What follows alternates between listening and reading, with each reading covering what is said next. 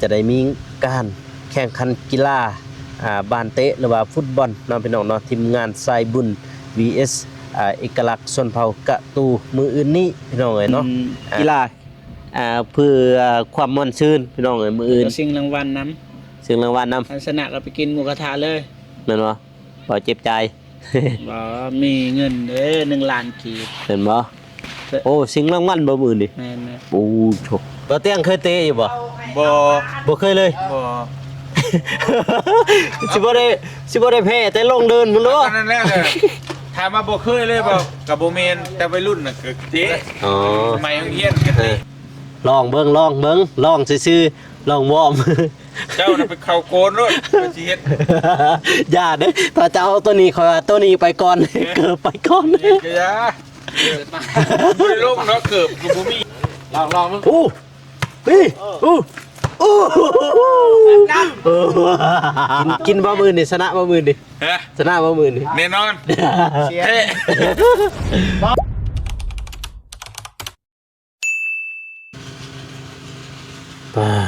ทุกน้องเอ้ยเนาะเปิดภาพมาต่อจาก EP ที่แล้วตอนนี้ก็ยังอยู่บ้านบ่าวตูนเนาะพี่น้องเนาะหรือว่าบ้านน้องบองกาแมนบ่าวตูนบ่าวเจ็บนั่นเองพี่น้องเอ้ยเนาะ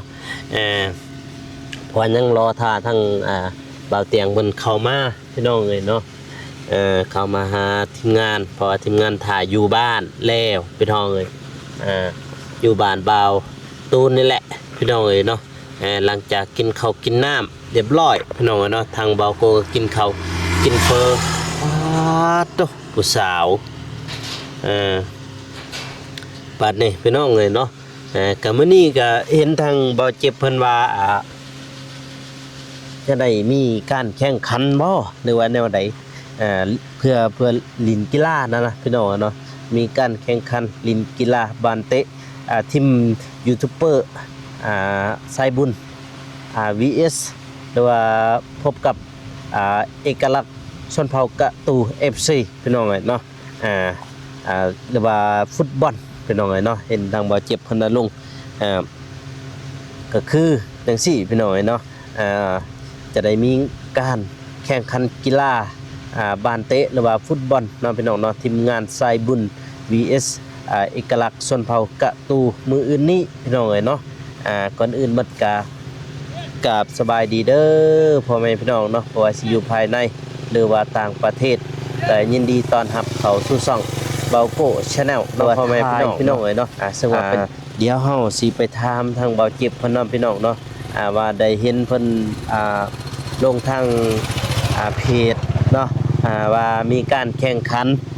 กีฬาหรือว่าฟุตบอลพี่น้องเนาะทีมงานสายบุญปะทะกับเอกลักษณ์ชนเผ่ากะตู FC พี่น้องเนาะโธ่นี่แหละคือสนามที่บิ๊กแมตช์หรือว่าคู่สูสีมาพี่น้องเนาะอยู่นี่โธ่จะได้มีการแข่งขันกีฬาเนาะพี่น้องเนาะทางบ่าวเตียงเพิ่นแน่เพิ่นก็สิลงลินคือกันลินเพื่อสุขภาพเพื่อร่างกายนี่พี่น้องเลยเนาะแบบกระชับมิตรเนาะพี่น้องเนาะหรือว่าลินเอาเหือเอายังไปจังซั่นเนาะพี่น้องเนาะผู้ใดสิเป็นกองหน้าผู้ใดสิเป็นกองหลังผู้ใดสิเป็นผู้รักษาประตูไปเบิ่งน้ำกันพี่น้องนี่แหละคือสนามที่ว่าจะได้แข่งมื้ออื่นเพราะว่าทางเบาเจ็บเพิ่นว่าจะได้มีการแข่งขันฟุตบอลน้องพี่น้องเนาะทีมงานยูทูบเบอร์ลาวใต้ vs ส้นเผากะตูพี่น้องเนาะโตเบิ่งเอาสภาพเดินเบิ่งเอาพี่น้องกระสับมิตรกับทีมเอกลักษณ์ชนเผ่ากะตูพี่น้องผู้ใดสิเป็นกองหน้าว่าสิเป็นเบาเตียงบ่หรือว่าเบาเจ็บเป็นกองหน้าหรือว่าเบาตูนหรือว่าเบาผล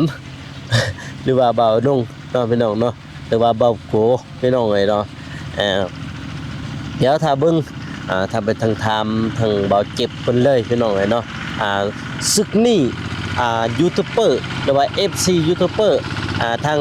ทีมงานเนาะพี่น้องเนาะอย่าลืมอย่าพลาดเด้อพี่น้องเด้อบางทีบ่เจ็บเพิ่นว่าตัวเองสิไล่สดบ่อันนั้นก็ยังบ่ทันฮู้พี่น้องเอ้ยแล้วแต่เพิ่นบ่เจ็บไล่สดก็ทางเบาโกก็ไล่สดเนาะพี่น้องเนาะเพราะว่าจะได้มีการแข่งขันกีฬาเนาะพี่น้องเนาะฟุตบอลทางทีมงานเฮาพี่น้องเอ้ยเนาะทางทีมงานเบาเจ็บนี่แหละคือสนามปาโตเอาเรื่องอยู่นี่มีแต่หินบ้านเพิ่นเนาะพี่น้องเนาะแต่ว่าอยู่นี่มีหลายการแล้วเด้ที่ว่าแข่งขันนั่นน่ะตัวมี2เดินพุ่นเน่ก็เดินนี่เน่เดินนี่มีแต่หินเดินนั้นยังมีหญ้าเน่พี่น้องเอ้ยน้อยหนึงนี่พี่โกนหรือว่าอีสังเคินทางฝั่งไทยเสาโกนเสาหยังนี่แหละนี่เอาเฮ็ดบาดนี่พี่น้องเอ้ยศึกบิ๊กแมตช์คู่ใหญ่ปะโตบ่น่าจะเชื่ออย่าลืมอย่าพลาดเด้อพี่น้องเด้อบ่อยากจะเชื่อสายตาเลยบ่อยากสิคิดภาพเลยคันว่าได้ลบได้หยังไปหั่นขาแข้งนี่สิถลอกเบิดเลยเด้ย่านว่าอยู่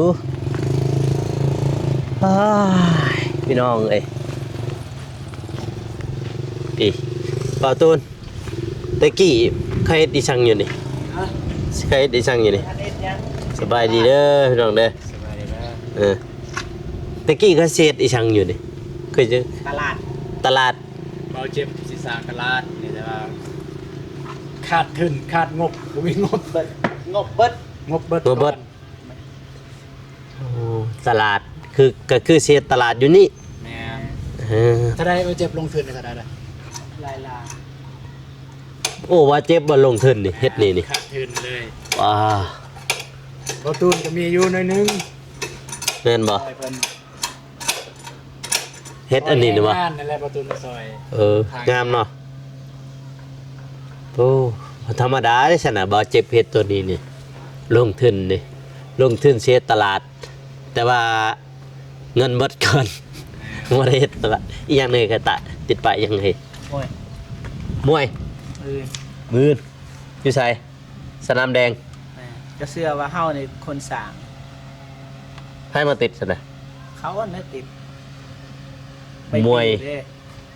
มวยลาวสัญจรที่สเก่าเดือน11ปี2025ที่สนามเมืองท่าแตง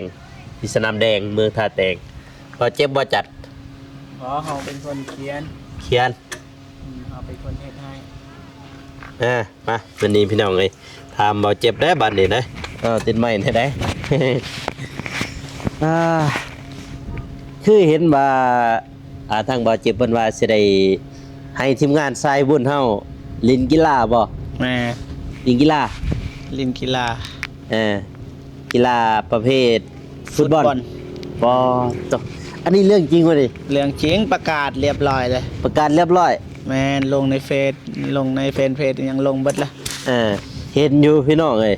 อันนี้บ่ฮู้ว่าสิแม่นความจริงเมื่อวันนี้มาถามกับตัวเราเองพี่น้องความจริงเลยก็คือแข่งอยู่นี่บ่นี่นี่แม่นบ่นี่แหละแต่ว่าสิแปลงประตูก่อนใช่เด็กน้อยแปลงมันหักล่ะมันสิได้อยู่แล้วเฮ้ยไอ้เตียงนี่ลงคือกันไดเบาเตียงก็ลงเตะคือกันลงเบาเมฆบ่ลงมือกองลงบ่ได้บ่มีคนถ่ายเด้งานหั่นลงเบิดเอากินยามานำติแม่นผู้นึงเตะซอยจักคนเอาเตะ7ทำ1แม่นเป็น8คนพอดี8คนพี่น้องเอ้ยเนาะบัดนี้เดี๋ยวบัดนี้ผู้ใดสิเป็นกองหน้าผู้ใดสิเป็นกลางผู้ใดสิเป็นหลังผู้ใดสิเป็นประตูบ่เจ็บอยู่ไสนับเฮาบ่ลิ้นกลางให้เอาลิ้นกลางแม่นลิ้นเอาง่ายๆเลยเอาแต่ผู้รักษาประตูรักษาประตูเบาโกคือผู้รักษาประตูนี่แม่นว่าเบาโกพี่น้องต่อไปกองหลังนี่กิริยาแล้วก็คนในบ้านหน่อยนึงผู้ใหญ่หั่นแหละผู้ใดมีไปตุนโวยซื้อโวยแล้วก็ต่อไปกลางนี่แหละตูนบ่ตูนอยู่กลางกับเฮา กับเบาเจ็บ บ่ เบา ฝ เตียง น เบาเตียงอยู่ไส หน้าเป้า หน้าเป้า บ่ฝนก็ประสานกับไอ้เตียง เบาฝนอยู่หน้าเป้าเหรอ แมนแบบทองสำคัญกับไอ้เตียงนะ เบานุ่งเด้ บ่หน โค้ ง ช จะบอกว่าบ่ทันฮู้ตำแหน่งไอ้หนงว่าจักลินอยู่ไส ตำแหน่งทั่วไป ตามนั้นทั่วไป แม่น อ่า อยากลินอยู่ไสก็ลิน อันนี้เรื่องจริงเลยได้พี่น้องในมืออื่นเนาะแม่นบ่ มื้ออื่นเจอกัน มืออื่นจะได้มีงานหรือว่ามีการแข่งขันฟุตบอลพี่น้องเนาะทีมงานสายบุญ VS กับ เอกลักษณ์กระตู เอกลักษณ์การ์ตู ที พี่ ม น้อง ครูอาจารย์ ทั่วเมืองท่าแตง อ่า ที่เป็นคนกระตู อ่า อ่า เห็นอยู่เคยเตะอยู่เคยเตะกับเขาอยู่ แข้งเด้ เคยเตะอยู่ เคยเตะเพราะว่าเคยเตะให้ร้านเบียร์เคยเตะให้กับเจ้าร้านเบียร์วิสกับทีมเอกลักษณ์ชนเผ่ากระตู แต่ว่าเดี๋ยวนี้บ่ฮู้ว่าทางทีมเอกลักษณ์ชนเผ่ากระตูเขาเคลื่อนไหวอยู่บ่ล่ะ เคลื่อนไหวอยู่นัดกันเรียบร้อย แม่นบ่ แม่นนัดกันเลย จักโมงมื้อนี่ มื้ออื่น3โมง สำแรง แม่นลุยกันเลย 15โมง00 ถ้าเบิ่งถ้าติดตามพี่น้องเลยเนาะผู้รักษาประตูคือบอกโก มันสิเป็นอยู่เลย บาโกนี่ก็ตีให้ลีกเดี๋ยวมันก็แน่นอนแล้วไม่แต่บาโกเลยแบบดีที่สุดใน no ทีมเฮา no เพราะว่าบ่เจ็บนะดีที่สุดเจ้ายังได้แข่งรายการช่วงนั้นอยู่นี่กับบาตูนน่ะ ก็แข่งอยู่แต่ว่าเฮาก็แข่งก็ซ้ำบ่แข่งหั่นแหละบ่เก่งเด้ ก็กิ้งแล้ว ถ้า เตะ เทียบซัมบาโกจะได้เอากระดำมาเตะอีกยากอีก กระดำไปยิงนี่เอาบ่กระดำผู้หนึ่งระวางอยู่ที่บ่วางดอกนะ บ่วางเนาะ ติดทีมชาติ อยู่เวียง ติดทีมชาติลาวแล้วน้องชายของบาโกเนี่ยติดทีม อยู่ ชาติ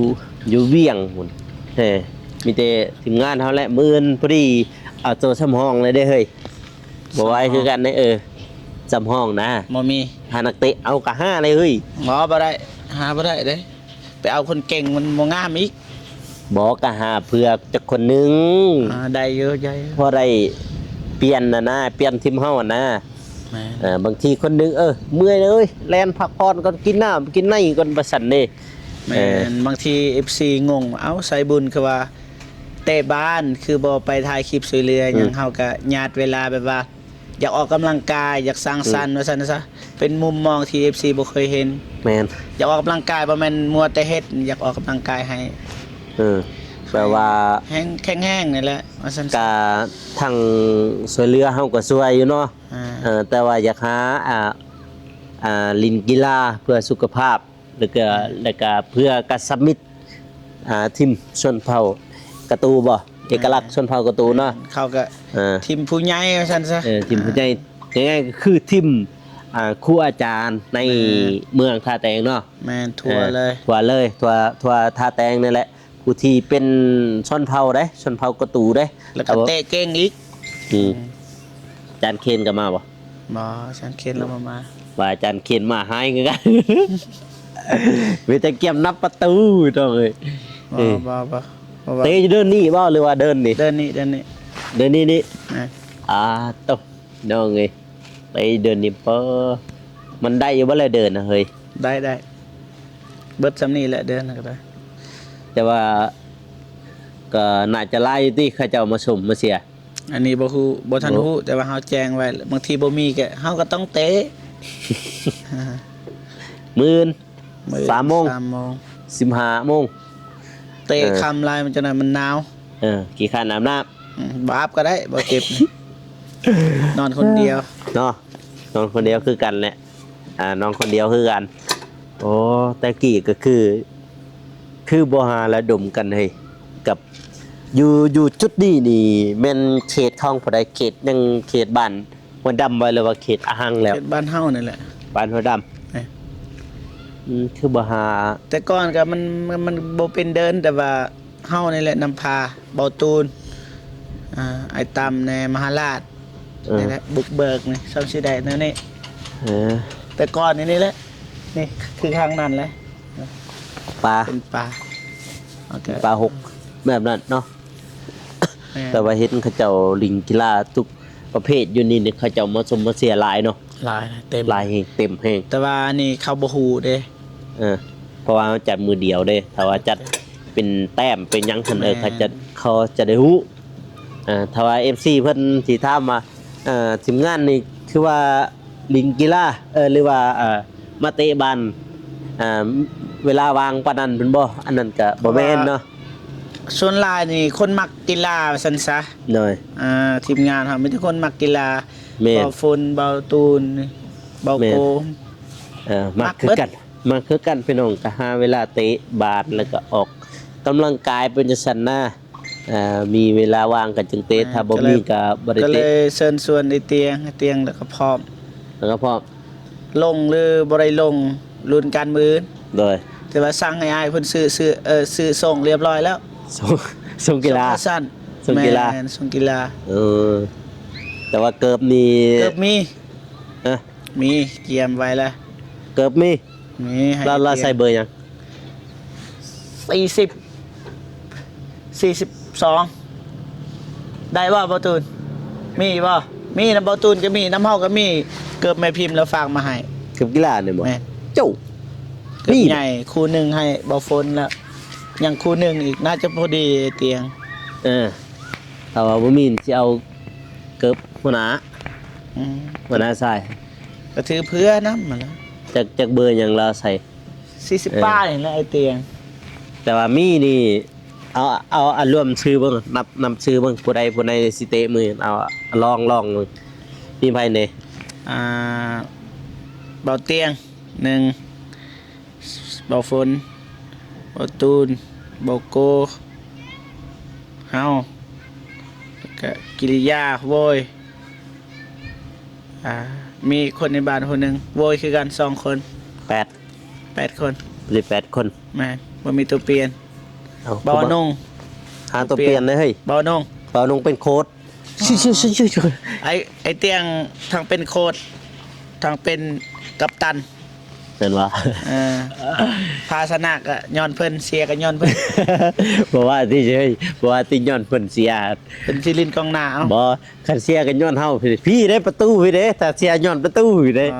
เอาประตูห้ามคนเดียวเลย ประตู เขาบุก3คนประตูคนเดียวมันก็บ่ไหวแล้วเดียวสำใดก็ยาเพราะว่าเขาเก่งเด้เขาเลือกเด้ เนาะ เฮาบ่ได้เลือก บ่ได้แชทหาดังตุงติงอยู่อย่าลิ้นนะ เพิ่นมาแล้วโทรบอกเด้อสิเรื่อยๆก่อนแป๊บนึง บ่ถ่ายนำกันอยู่นี่แหละ มีเวียงหน่อยหนึงนะสิไปฝากกันโทรหาเด้อ ไปใส่ เรื่อยๆก่อนนิดนึงอยู่ขอเงิน คือว่าถ่ายอยู่นี่นำกันอยู่นำกันนี่ แป๊บนึงเพิ่นมาไวก็โทรบอกนะ ไปแล้ว เรื่อยๆก่อน โอ้ได้แล้ววันนี้ ทีมกระตูเกียมแล้ว เยี่ยมแล้วบ่ เกียมแล้ว เขาว่าจังไดเนี่ย นี่ชื่อเสือเขา ใส่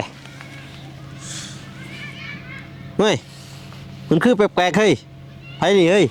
นี่แต่ก่อนเตะให้เขา เห็นนะนี่ผู้ใดนี่ ใส่ นี่ เฮา เสื้อฟ้านะ เฮาเอง เอาเจ็บกระเตะทิมส้นเผากระตูวะ แม่นแต่ก่อน ป้าดเบิ่งนี่เจอมือนี่พี่น้อยมีแต่คนโหดหุยของแท้นะเธอ แม่นเขาเก่ง เจอกับทีมงานสายบุญ แต่ก่อนน่ะช่วงไปเตะน้ำเขาเฮาตัวสมหองน่ะบ่ได้ลง ได้ปะ เขาเก่งกว่าเลย เออ ผู้ใหญ่แต่ว่าเขาเก่งเขาประสบการณ์หลายนะ เอาเป็นกว่า เขาเป็นกว่าเขา แต่ว่าตอนนี้ก็คือยังทาเบาเตียงมาเนาะ ต่อได้แล้วถ้า ทาเบาเตียงเรามาพี่น้องเลยเนาะแล้วก็มื้นเบาเจ็บไหลสดบ่ เงินนะ อ่ะ ถ่ายเป็นคลิปลงเอา ถ่ายเป็นคลิปเอาบ่ ไอ้เตี้ยงพุ่นละจัดการเฮานี่หนาทีเตะอย่างเดียวเพราะว่าเบาเมฆจับกองให้ เออ เฮานี่เตะอย่างเดียว แต่อย่างเดียว ไม่แต่ว่าฝากไปเบิ่งซองไอ้เตี้ยง เสือสีหยังเฮ้ยเอามืออื่น เสื้อ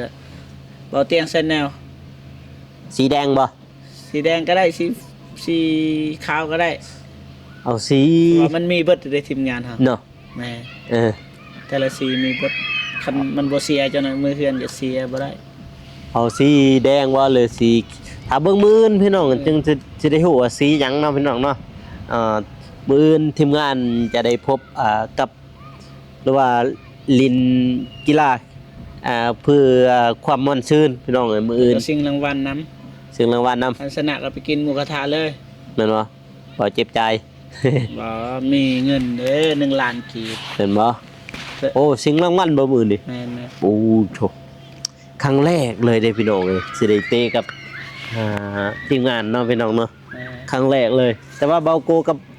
เบาเจ็บนี่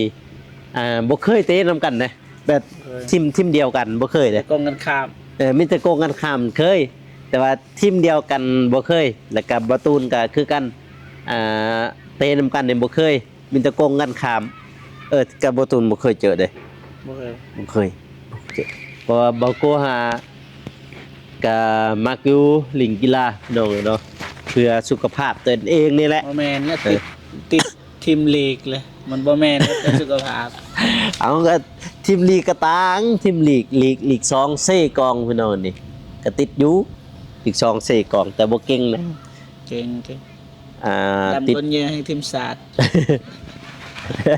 น้องชายบอกเป็นทีมศาสตร์ลาวแหละแต่ว่าถ้ามาเก่งบ่เก่ง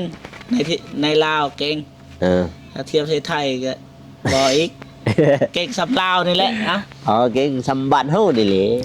ทีมศาสตร์ลาวว่าซั่นซะ เบาโกนี่บ่เก่งดอกได้แต่สำนั้นเตะเตาะต้องต่อยซื่อๆเพราะว่ารักษาประตูกะ นี่เซฟเด้อเซฟไปได้เด้อ จักแล ไปปล่อยมันบ่ได้บางทีเขาซื้อเด้ปล่อยแน่ เนาะ ประตูละแสนปล่อยเลย ประตูละแสนหาประตูก็หาแสนมาซั่นนี่คือบอลนี้เนาะ แม่น ดี งามบ่ ฮะ งามบ่เบิ่งในกล่องบ่งามบ่ กะดีสำมินนี่ดิ เบิดซ้ำนี่แล้วคนมันเพียงก็ได้ ถ้าว่าห้าหญ้ามาปลูกนี่น่าจะได้อยู่เด้ดินมาถมบ่ให้ถมดอกจ้างรถเขาดุดถ้าบ่ดุดก็ไทย อ๋อคือว่าไทย ดุดเอาหินนี่ออกนะแล้วก็หญ้ามาปลูกใส่ โตได้แล้วทำไมคันยำฝนนี่หญ้าเต็มเลยนี่ เห็นบ่ แบบนี้นะแต่ว่านี่ยำแรง อือ มันอยากออกเบิดแต่ทางกลางนี่ เออ ย่างแต่นี่แหละเขตนี่พอดีม่วนเลยนี่หญ้าซ้ำนี่ เนาะนี่เบิ่งถึงก็ดีนี่ พอปานใด ดีเด้คักอยู่ได้เบิ่งถึงนี่เบิ่งถึงก็คักคือกันเบิ่งถึงคือบ่เตะอยู่เดินอย่าเทียมเฮ้ยเดินมันงามโลด อ้าวทำยาเทียมนี่1เงินนี่ค่าสนามอีก2มานี่ไปมารางวัลเลย ค่าสนามก็บ่ได้แพงไหน300,000 บ่ได้แพงแต่ว่าอยากให้1กองเชียร์ โอ้ อยู่หนองบองอันนี้ไปเชียร์ประตูนเขาอยู่ท่าแตงมันก็ไกล เขาบ่ไปอีกคันมันหนาว จะเอาจัดแบบบ้านๆเลย บานๆเลย แต่ว่าลิงกีฬาแบบบ้าน แม่นแล้วก็มีกองเชียร์เด้ เออ หนองบองอยาก ๆ เชี แต่ ยร์ ว่ากองเชียร์นี่น่าจะหลายอยู่แล้วพี่น้องเนาะ บ่ บ่หลายบ่ ดูหนองบองนั่นแหละ มีแต่ผู้เดียวนั้นบ่ แม่นเขาบ่ฮู้นะบ่กล้าเว้านะถ้า อ่า เบิ่งมือเนาะมันสิมีลายหน่อยสำใด เลยหาเบิ่งมื้อเนาะหาติดตามนำกันพี่น้องมื้ออื่นเวลา 3 โมงแรงหรือว่า 15 นาฬิกานั่นแหละพี่น้องเอ้ยจะได้มีการแข่งขันทางทีมงานสายบุญแล้วก็ทางชนเผ่าเอกลักษณ์กระตูพี่น้องเนาะมื้ออื่นเจอกันแน่นอนพี่น้องอยู่ที่สนามบ้านห้วยดำบ่แม่นบ่ แม่ อยู่ที่สนามบ้านห้วยดำเมืองท่าแต่งแป้งเชกอกพี่น้องเอ้ยเนาะFC ทางเบาเตียงแล้วก็ FC ทางทีมงานนำพี่น้องเนาะบ่ควรพลาดมาชมมาเชียร์ได้พี่น้องบ่ว่าสิบ้านไกลก็มาได้พี่น้องเนาะอยู่ที่บ้านห้วยดำพี่น้องเอ้ยเนาะ บ่เสียค่า ฮะ บ่เสีย นะ บ่เสียค่า บ่เสียค่า ค่าเบิ่งบ่เสีย บ่เสียค่าเบิ่งพี่น้องเอ้ยเนาะ แม่น ฟรี ฟรี ฟรีพี่ นี่แหละ องเอ้ยเนาะ ตัวอย่างว่าฝนตกกันอย่างนี้แหละนั่งอันนี้แหละเบิ่ง นั่งอยู่นี่บ้านๆพี่น้องคือเห็นเราในคลิปเบาโกก็มีอยู่แปะใน ไปได้น้อยหนึงเนาะพี่น้องเนาะตอนที่ว่าเขาจัดกีฬาน้อยหนึงบางคราวนั้นพี่น้องเลยเนาะเอามีแต่จังซั่นแหละพี่น้องเลยเนาะเดี๋ยวเจอกันมื้ออื่นพี่น้องเลยเนาะแล้วก็ลิงกีฬานํกันมื้ออื่นลิงกีฬาเพื่อสุขภาพแน่แล้วก็ เรื่องเงินแน่ รางวัลแน่น้อยหนึงรางวัล1 ล้านกีบบ่ ล้านบาท ฮะ1 ล้านบาทปูหวย1 ล้านบาทเก่าอีหลีเลย ล้านกีบ 1 ล้านกีบเนาะพี่แลสนามกีฬาพี่น้องเลยเดี๋ยวรีวิวสนามกีฬาก่อนให้พ่อแม่พี่น้องเพิ่นได้เบิ่งนี่โอ้สนามกีฬาเลยสนามกีฬาบ้านห้วยดำโทมิเตหินพี่น้องเนาะถ้าผู้ใหญ่ใจบุญเพิ่นถือหวยมาเฮ็ดสนามกีฬาให้เบาเจ็บแน่นี่อันนั้นก็เป็นโรงเรียนเด้อพี่น้องเด้อนะโรงเรียนประถมบ้านอาหังพอเขตนั้นอาหังนะข้ามเส้นทางนี้ไปแม่นบ้านอาหังข้ามมานี้ไปแม่นว่าบ้านห้วยดำเนาะพี่น้องเนาะเอาแล้วแต่สิว่าสิเอาประตูเบิ่งใดก็ญาติเอาโลด เอาบาทให้บ่ตุนเอาบาทฟัง เอากาแฟวะกาแฟเอาบ่เอาดิตับบาทนึงเอ้บ่ น้องรถบ้านให้มานี่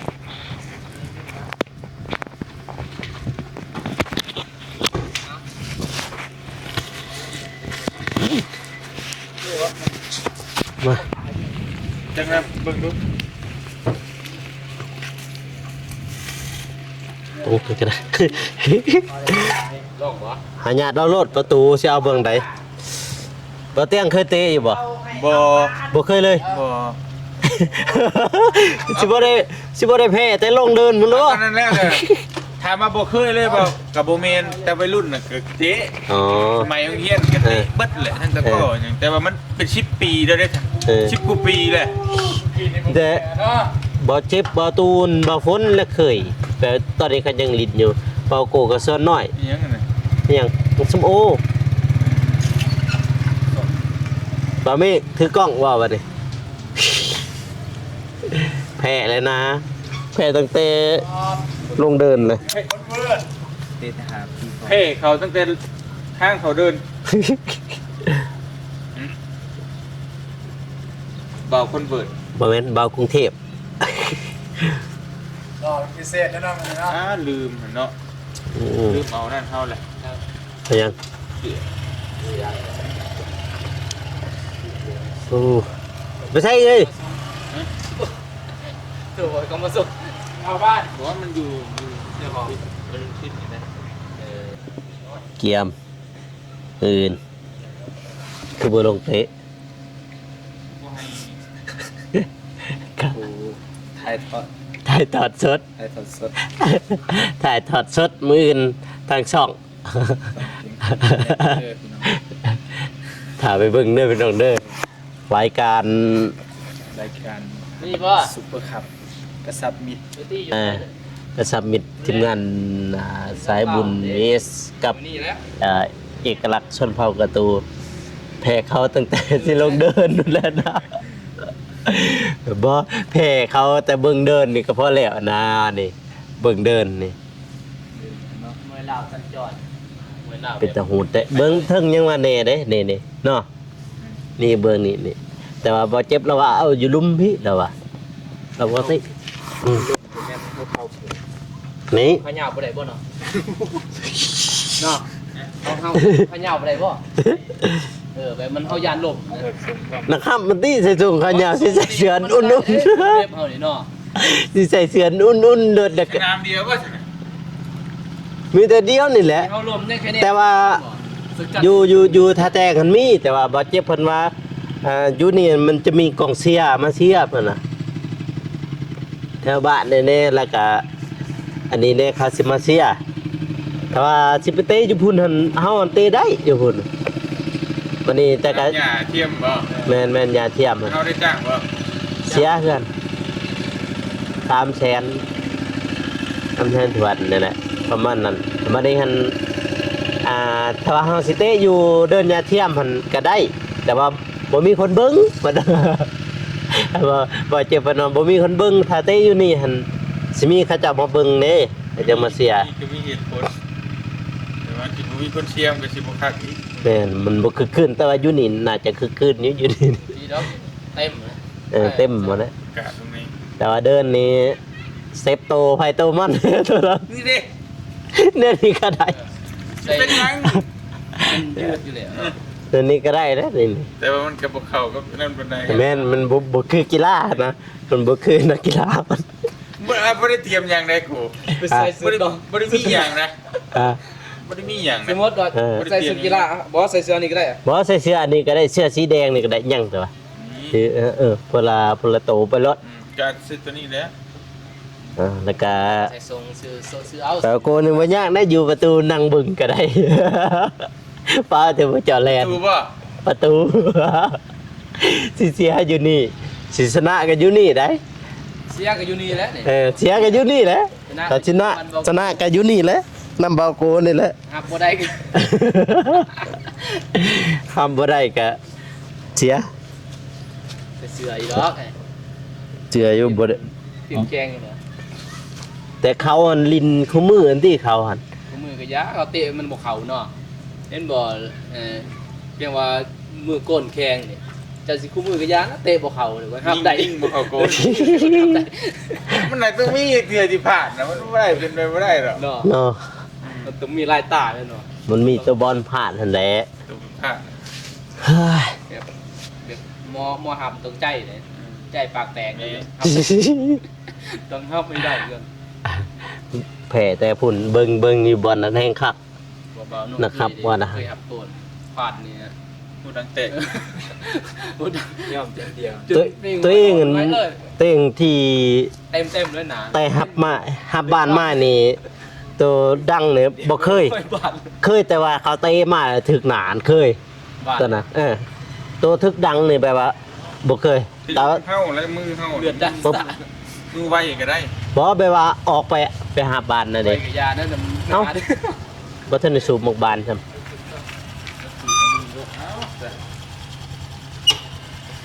ป่าศึกแซมมิลีบ่นี่ถ่ายทอดสดเด้อพี่น้องเด้อมื้ออื่น มักโมมักสมโม มักชั่วโมง